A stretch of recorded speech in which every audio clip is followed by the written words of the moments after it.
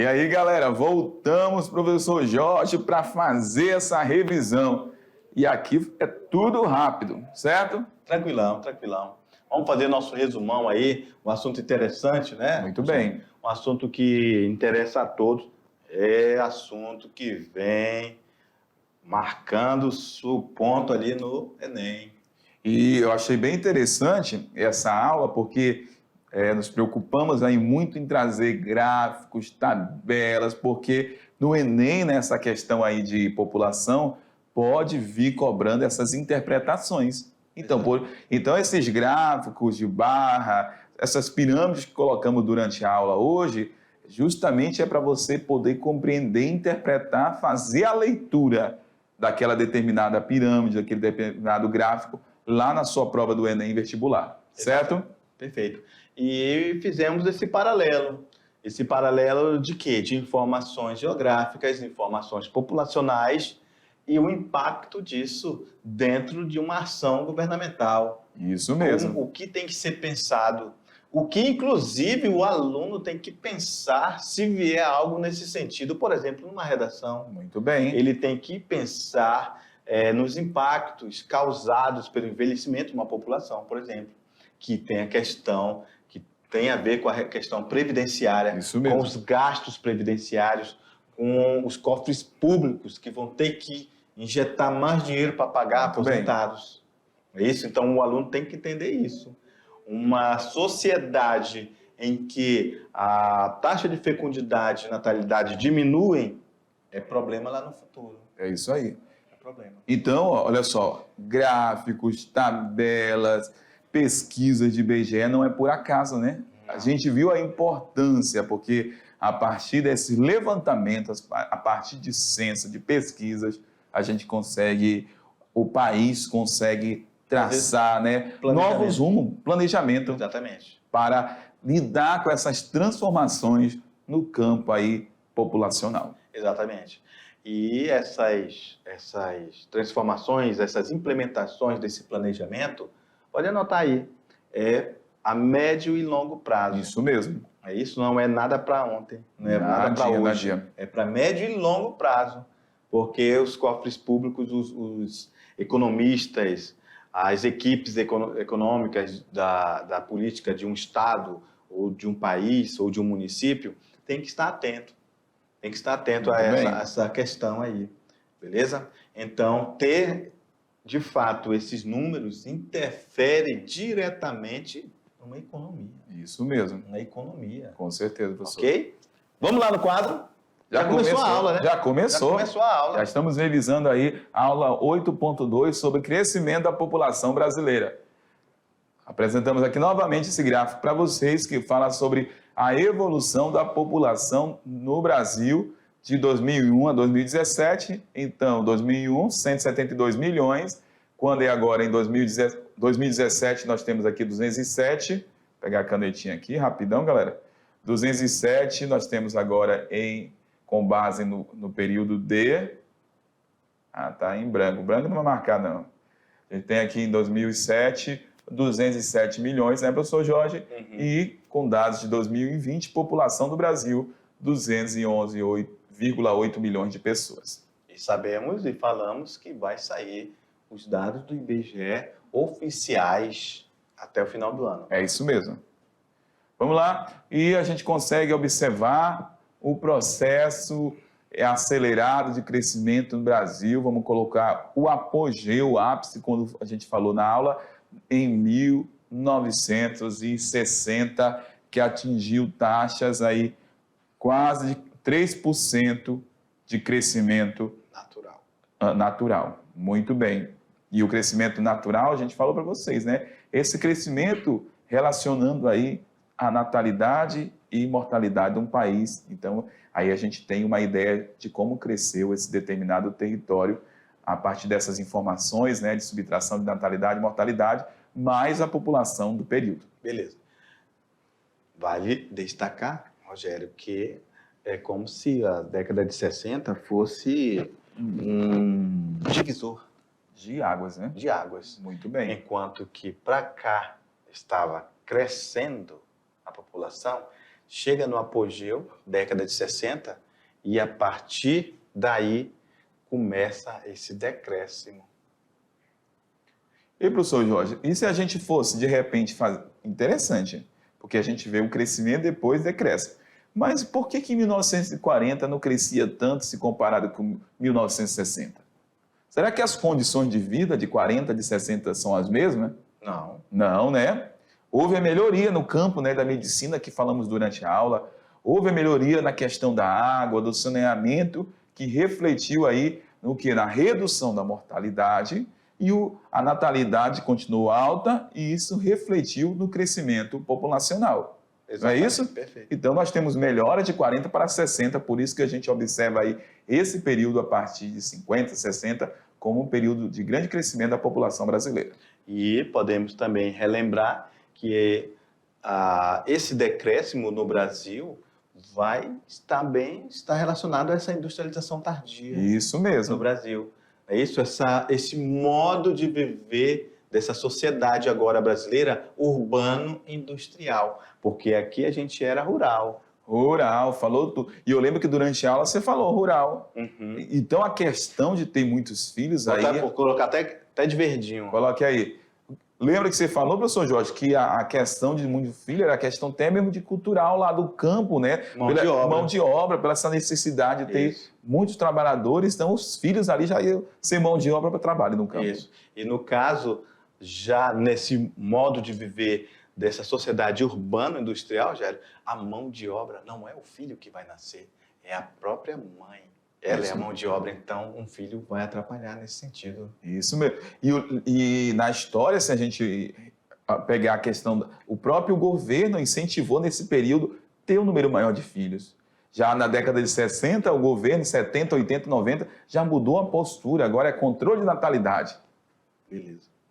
Falamos também sobre a taxa de crescimento populacional, para você ter uma ideia desse período de 2013 até 2019.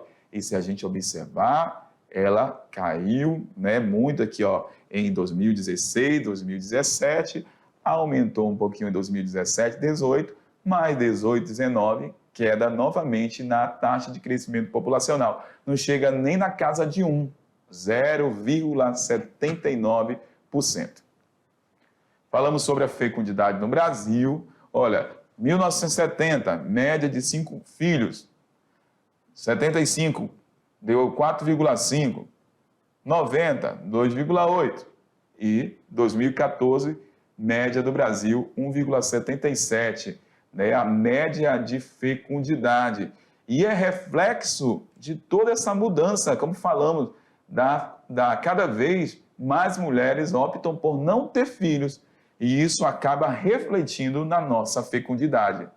E as que optam ter filhos ainda querem ter no máximo 2 filhos. No máximo 2, e já pensando e fazendo todos os cálculos e planejando o que vai gastar com cada um. Isso mesmo.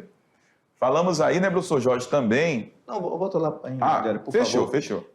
Então, o nosso querido aluno ele tem que observar que a taxa de fecundidade no Brasil ele vem só caindo, beleza? Desde a década de 70, olha só, 70 eram 5, uma taxa alta, né? Porque era uma média. Mas nós sabemos que nessa época tinha famílias com 11, 10, 15 filhos. É isso? Mas era uma média. Estamos falando em médias, ok? Então, galera, olha só. O modo de viver, novamente, o modo de viver da sociedade urbana-industrial impactou diretamente no modo de pensar da mulher moderna. Mesmo. Ela teve que ir agora para o mercado de trabalho. E aí ela tem que pensar 2 vezes antes de ter filho. Porque ela ter filho não vai ter emprego. Isso mesmo. O pessoal não gosta de mulher que está grávida, não contrata. Isso acabou sendo assim. Infelizmente é assim. E olha só, de 2018, 2,5. Aí quando a gente olha a média mundial. E Brasil, 1,77. Uhum. Então o Brasil já está abaixo da média, né, mundial. E preocupante. E preocupante. Porque aí a gente falou dessa reposição dessa população de jovens para o futuro, é muito importante para a economia do país. Beleza. Você ia falar, né, Rogério? fatores de redução da taxa de fecundidade. Isso que nós acabamos de falar, né? Sobre essa... Só recapitulo, são pontos-chave. Na própria aula a gente traz a revisão para eles, né, professor Jorge? Isso, a mulher entra nesse mercado de trabalho, beleza? Isso vai reduzir a taxa de fecundidade, ela vai repensar quantos filhos ela tem. Ela vai ter que ter um nível de escolaridade para ela ser absorvida nesse mercado de trabalho.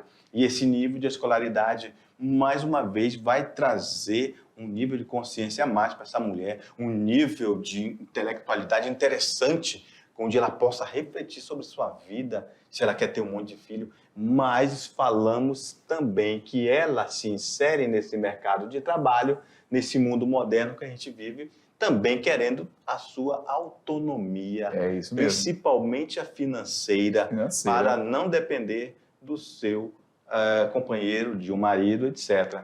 Ok? Para completar, ainda tem métodos anticoncepcionais que evitam e aumentam, aumenta essa redução, né, dessa taxa de fecundidade. E o aumento do custo de vida, educação, saúde, alimentação e lazer, vai fazer com que essa mulher queira casar só bem mais tarde. Isso mesmo. E às vezes, quando casa, às vezes já nem tem condição de ter filhos. Exatamente. Né? Pela idade, né? Exatamente. Vamos lá. Falamos também sobre a questão do Brasil considerado hoje um país de adultos e apresentamos esse gráfico para você observar o quê? A diminuição da população mais jovem e o aumento da população na faixa etária de adultos e um avanço também na população acima de 65 anos, né? Fechou, professor Jorge? Vamos agora deixar essa galerinha aí que já recebeu várias informações, muitas informações, e eu tenho certeza que está com a bagagem aí, né, professor, para arrepiar na sua atividade. Vamos lá, galera, fazer a tarefa, daqui a pouco a gente volta. Com você.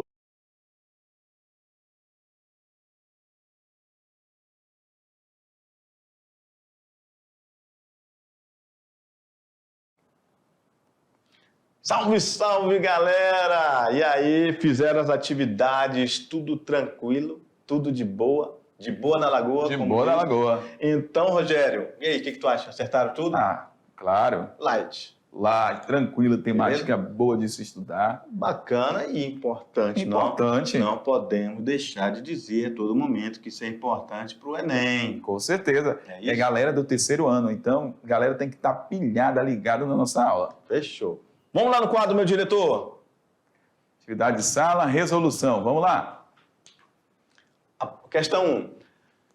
A partir da década de 80, o Brasil ingressou naquilo que se qualifica como transição demográfica. Olha só. Isso passou a ocorrer em função de alguns fatores a saber. 1. Elevação das taxas de densidade demográfica. 2. Diminuição intensiva dos índices de natalidade. 3. Aumento da expectativa de vida. 4. Manutenção das taxas de fecundidade. 5.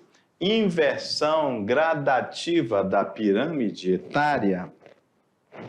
Bem, estão corretas as alternativas A, 1 e 3, B, 2, 4 e 5, C, 1, 3 e 4, D, 2, 3 e 5, ou letra E, 1, 2 e 4.